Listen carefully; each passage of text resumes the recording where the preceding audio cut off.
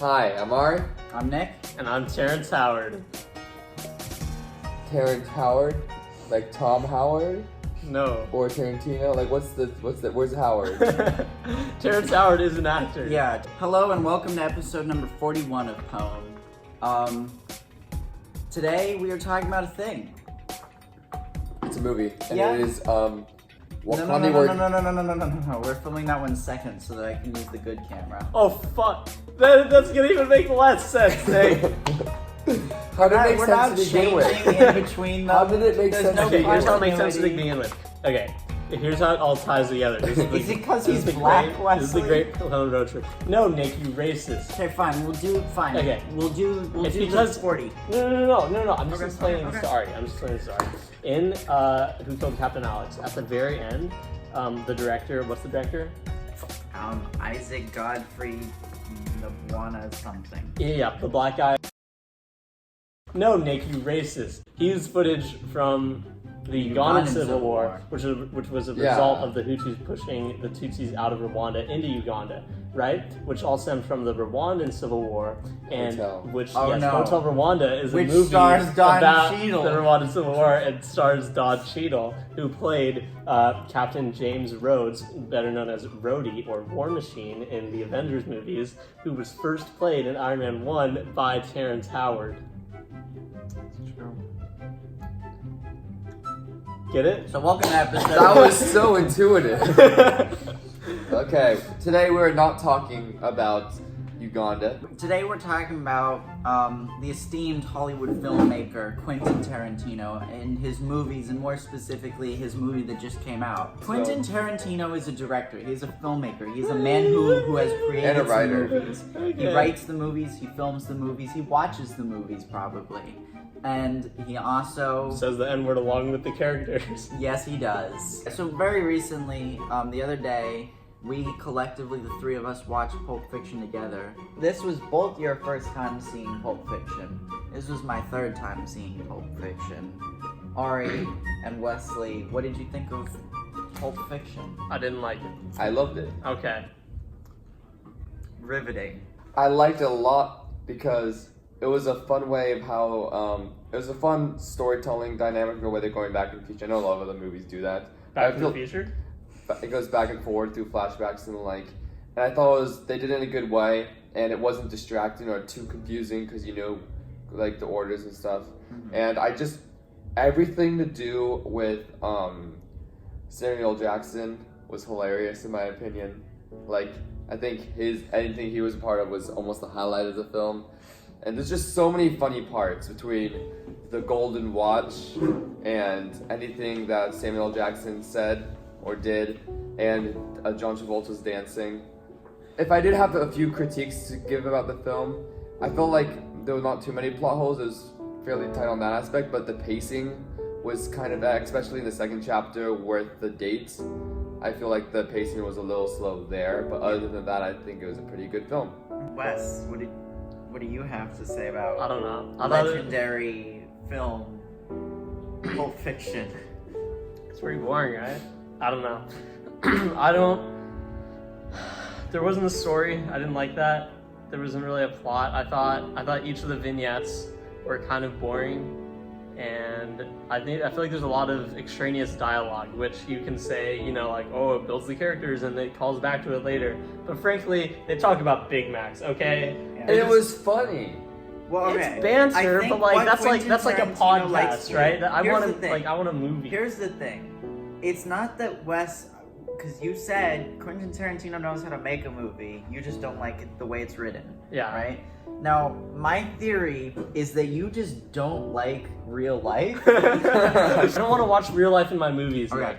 Nick, So, I go to yeah. a movie Oh. to watch 2 hours. 2 hours. 2.5 hours. No, I go to the movies to watch 2 hours of a good story, maybe some action, maybe some good acting, maybe some good dialogue that actually moves the plot forward. Yeah. I don't go there to watch real life and watch people have conversations about nothing. Okay. Don't waste my motherfucking time. What I thought you were going to say is Quentin Tarantino needs to learn to show, not tell. I feel he does show, not tell. He just shows by telling you more than you So he need to shows know. by tell. I think, okay, Okay, so let's say sorry. here. I'll take Yeah, an back to example. planet I'll take Earth. an example. Over sorry. here, Ari. I'll pick an example. Okay, There's what a did he vignette. say? I want to rebuttal. Okay, you don't need to rebuke me because I think No, what did he say? he hasn't said anything yet. I told him what I thought he was going to say Okay. because I prepared an argument for a statement he didn't make. Okay. But I was expecting Wes to say like, show don't tell, right? I'm saying he shows by telling you, like he does not explicitly say what the characters are saying, but he has them say things that reveal what they're thinking, right? So my example would be the part that probably both of you found to be most boring. When Bruce Willis is in bed with girl, right? And she's just like, I think fat people are sexy, right? I think, you know, she could just say, hey, I'm probably pregnant, right? Which is what I believe that is implying and what I looked up just to make sure I wasn't insane. The reason they're having this conversation is because she's pregnant, right? Quentin Tarantino said this. But instead of saying, I'm pregnant, she says, I really like people with pot bellies. Who has pot bellies? Pregnant people. And he's like, I fucking punch you in the pot belly. It's just a conversation that So two we know he normal wants to people kill would his have. baby. That's what we learned exactly from what that I'm saying, conversation. yes. So, do you have a rebuttal, Wesley? Yeah, okay. He does show. I don't like what he has to show. Okay. So what It has I'm nothing to gathering show. is you like the filmmaking, you just don't give a shit about anything. Yes. Wes, he wanted to make a movie, okay? I'm just saying. Okay, Well, so he let's did go make really the quickly one by one through the parts, okay? Opening dialogue in the diner, right? Is this when you decided you hate this movie? No, I actually liked that Okay, because you like the I thought that was it. I thought that was the only like just random conversation because that builds those characters and I thought that was funny. Ish. I mean, I didn't like laugh out loud, but it was pretty funny. They're was like, amusing. They're like, oh, I love you. Okay, this is a It's robbery. like you like the opening, right? I like the opening, like up until they're like, this is a robbery, and then Like, they start what's talking again, and they're like, oh, Big Yeah. Mac. The foot massage thing was funny. I did not know that wasn't funny at all. It was funny, and it That was actually way too long. got tired. Quentin Tarantino has a foot fetish. I want to very briefly talk about this, right? If he has his fetishes, you know, good for him. I like tits. I don't put tits in Dawn of the Dead, you know? like you get what I'm saying? Who wants Like to watch you can his own have movie? whatever That was our interest you want. problem. So, you love Pulp Fiction, Ari. I don't know. Like I do think it's a good movie. I really like the it. I don't know if I conversations about nothing. There could have been fewer of them, and they could have been cut, and it still would have been fine, right? I like agree some of that these it's not, conversations go forever. Like the yeah. burger one, yes, and the foot massage one. Those two, like, they last way too long. Well, I that's pretty think- much, they're kind of like combined. Every conversation Yeah, that it's just one long conversation. very If you long- think yeah, about it, one the long whole conversation. movie, yeah. Well, do you Because guys- there's No, but those are fucking just action. I'd be those are both interested- the first scene after I the know, credits. but like, Credits. I know. there are times on the road trip, right, where I hear you two talking about something, right, and I had plenty to say, and I was just like, no, I just want to see what these two come up with on this particular issue, you know. Why is it? Like, do you feel the same way about real life conversation? Why is it that you can listen to two people talk perfectly fine in real life? The second it's on a screen, though, it's like, don't waste my motherfucking time. because like, Because you have investment in your friends. if it's you don't have my friend, investment yeah, if it's my in- friends, I'll listen to them. If it's some random people on the street or like at a restaurant, I'm not gonna listen to their banal conversation. If they're talking about how important a foot massage is, Yeah, and they're about to- your ears are perking up. and someone got killed over a foot massage, that's interesting shit. If I hear that behind on like the other side of the booth, Okay, I'll be but like, that's Do you also real also- life. If you heard that in real life, I'd be like, what the fuck? This is a movie. Yeah, but that's the It's thing, not is real. it's trying to be real life. Like, it's saying, ooh, I don't want my movies to be real life. I don't want to spend the whole Redeemed episode the just little talking movie. about Pulp Fiction, right? So, Only half of it. yeah. So, Ari, what did you think of Once Upon a Time in Hollywood? We'll I spend liked more it time talking about far this. less because I thought there was less of a plot. I liked it far more. I've seen 3 Quentin Tarantino movies: Reservoir Dogs, Pulp Fiction, Once Upon a Time. Once Upon a Time was my favorite. Yeah. Fuck you. That was not the middle. I quite liked it. Oh, okay. No, I didn't. I liked it for a Quentin Tarantino movie. That's a low bar. Overall, it was 3 hours long. You like Lawrence of Arabia? That's like 3.5. Yeah, shit happens, Nick. That's true. That's like a journey. That is real life. Yeah, that is. That's real that life, is and it's literally more real life, fictional yeah. than this. I felt more similar to Ari coming out, where I was like, but like I was really, really excited for this movie, right? Like I probably overhyped it in my mind, and coming out, I was like, I understood. Like I probably felt the same way about it coming out that you did about Pulp Fiction, where it's like, well, they just talk about stuff, right? And things just happen. Then I watched it the day after with Violet, and I liked it substantially better. I'm like, okay, now I get it, right? Because for whatever reason, watching it the second time, it felt so much quicker. Like there was a lot less, things coming out the first time I thought just went on way too long, but seeing it the second time, I'm like, oh boy, here comes this part, you know?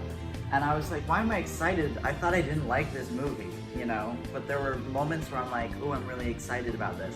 What did you like more about this? Okay, well, first of all, I'll say you had high expectations going in. Yeah. I had average expectations the night before because I read some good reviews. I was like, okay, they say it's a good movie.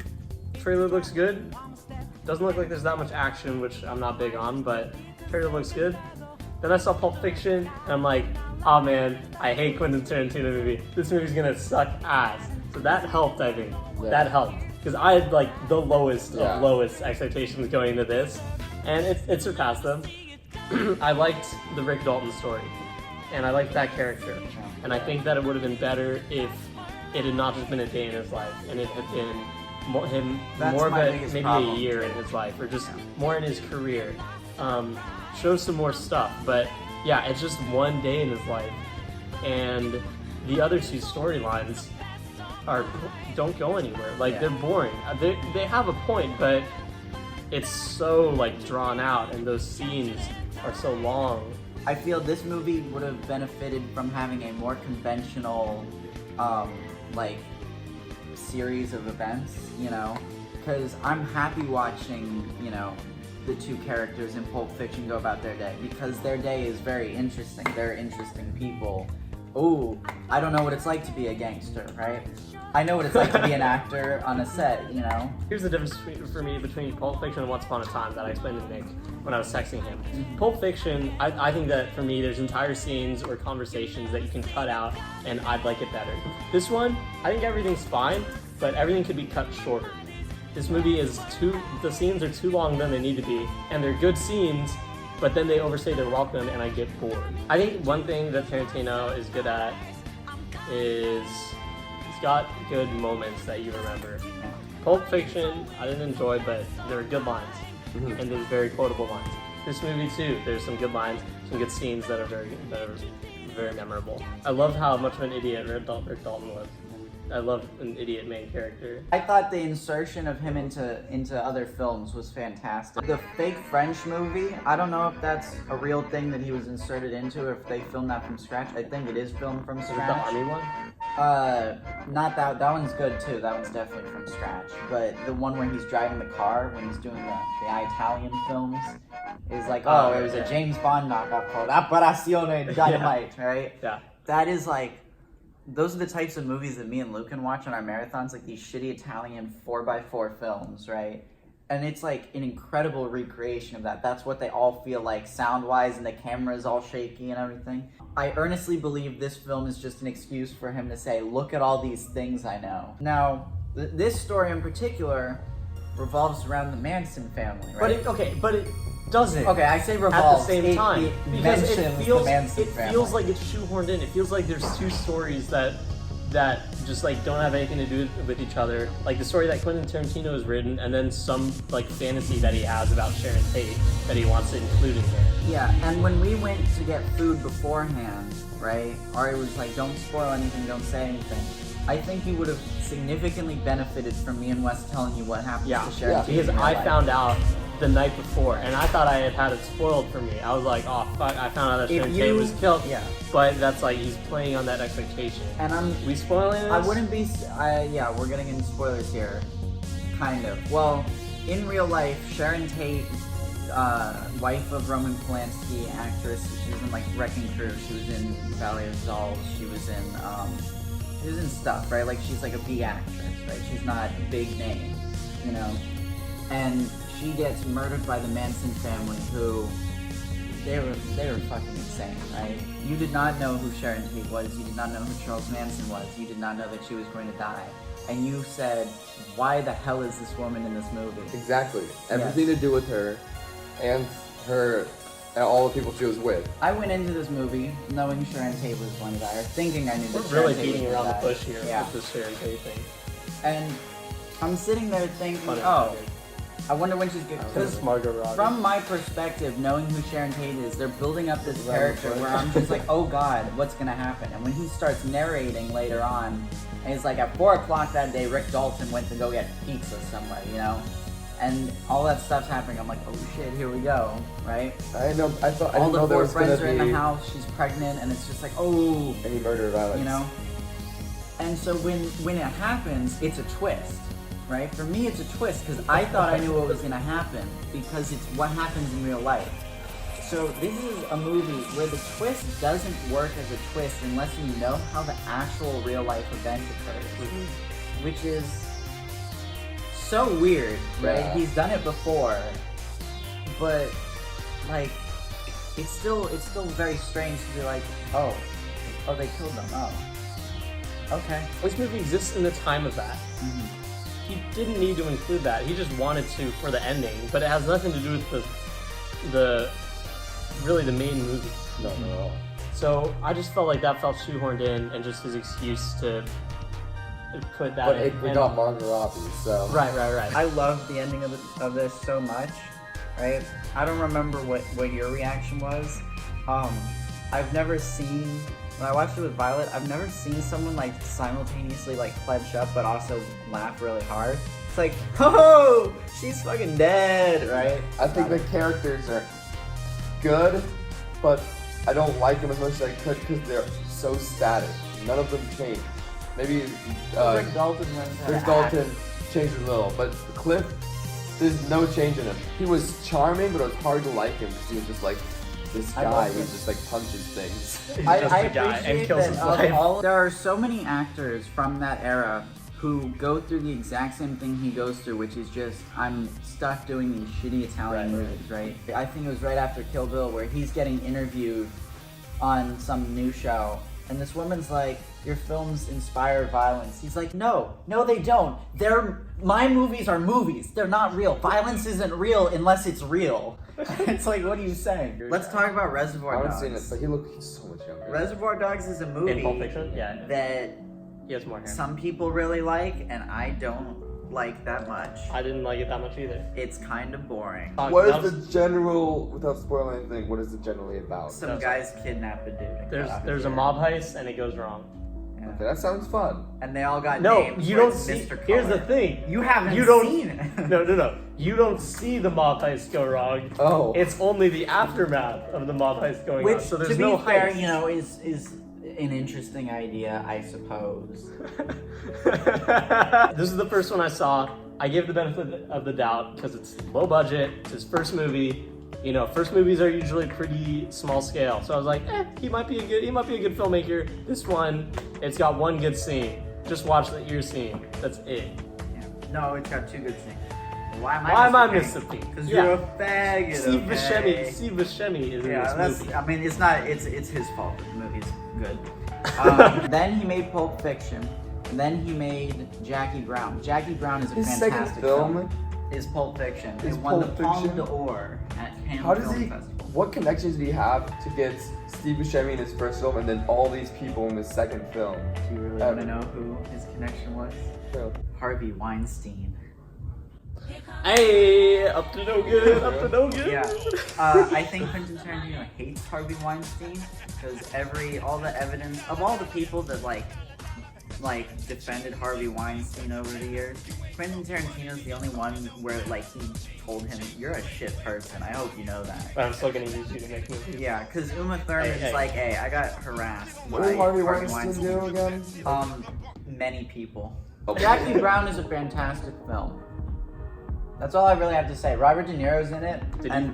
Would you say I would like it the best because it has a story? Yeah, you would like this movie. I love movies where Robert De Niro is just playing a normal guy.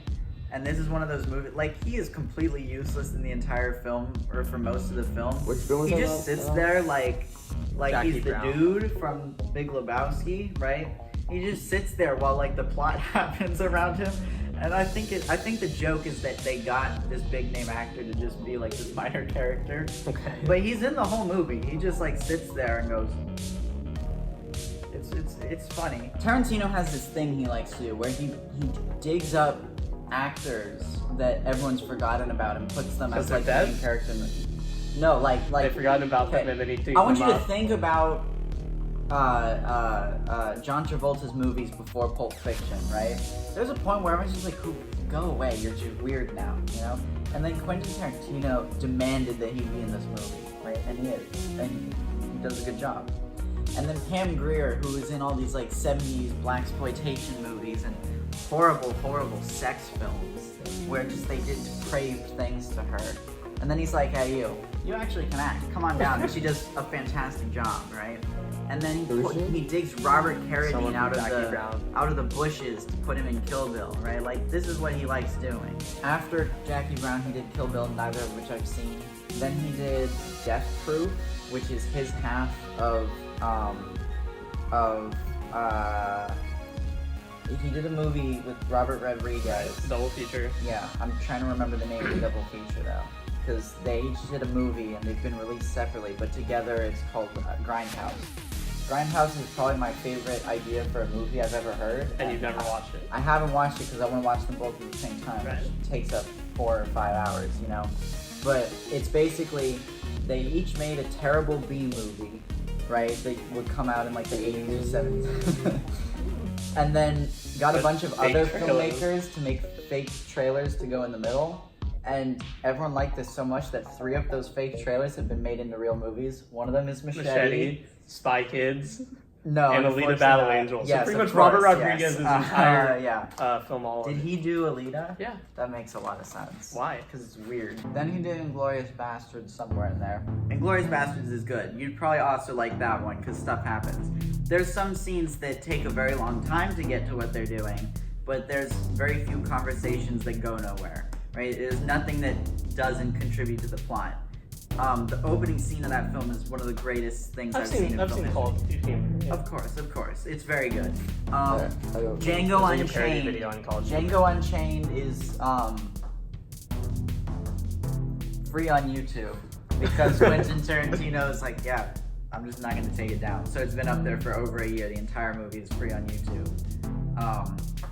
Some guy like pirated it. He's like, you know what? I don't care. So just watch it. All the comments are hilarious because they all think they're getting away with something. They're like, ooh, no one tell. It's got like 2 million views almost. And then Hateful Eight is pretty good. I didn't like it too much at first, but as time goes on, it gets better. That's all the Tarantino movies. That's all we have time for on this episode of Pone. If you like this episode of Pone, where we just talked about Quentin Tarantino for a long time, despite the fact one person hasn't seen most of his movies and one person hates him, then go ahead and leave a like and leave a comment. And here's our favorite comment, Wesley. Go ahead and point at it. It's right there. Wesley. Oh my god. Yeah. Ari, who are our sponsors for this episode? Our sponsors are Juice. Juice your juice. It's juice.